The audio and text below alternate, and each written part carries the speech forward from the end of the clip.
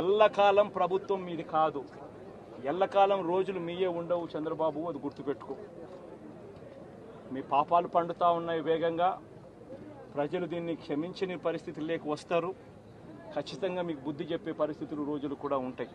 శాతనైతే మంచి చేయండి, మంచి చేసి ప్రజల మనసులు గెలుచుకుని ఓట్లు ప్రజల మనసుల్లో స్థిరస్థాయిగా నిలబడే కార్యక్రమం చేయండి. కానీ తప్పుడు రాజకీయాలు ఈ మాదిరిగా నువ్వు ఒక్కరిమే చేస్తావు అనుకుంటా ఉన్నావు.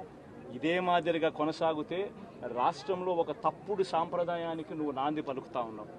నువ్వు వేసే ఈ బీజం, నువ్వు వేసే ఈ తప్పుడు సాంప్రదాయం, రేపొద్దున నువ్వు వేసే ఈ బీజం చెట్టు అవుతుంది. రేపొద్దున నువ్వు ఏదైతే ఇత్తుతావో అదే పండుతుంది.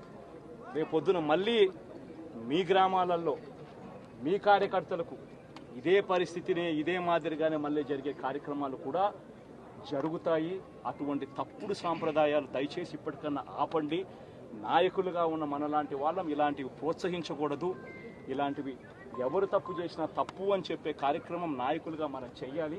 కానీ దగ్గరుండి ఈ మాదిరిగా ప్రోత్సహించడం అతి దుర్మార్గమైన కార్యక్రమం. దయచేసి దీనికి ఫుల్ స్టాప్ పెట్టే కార్యక్రమం ఖచ్చితంగా చెయ్యండి చంద్రబాబు అని చెప్పి సందర్భంగా మరొక్కసారి చంద్రబాబును ఈసారి హెచ్చరిస్తున్నామని కూడా చెప్తా ఉన్నాం. ఈసారి కోరడం లేదు, హెచ్చరిస్తున్నామని కూడా చెప్తా ఉన్నాం.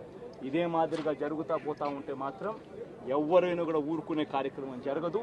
రియాక్షన్ అనేది ఖచ్చితంగా ఉంటుందని కూడా చంద్రబాబు నాయుడు సందర్భంగా గట్టిగా చెప్తాం.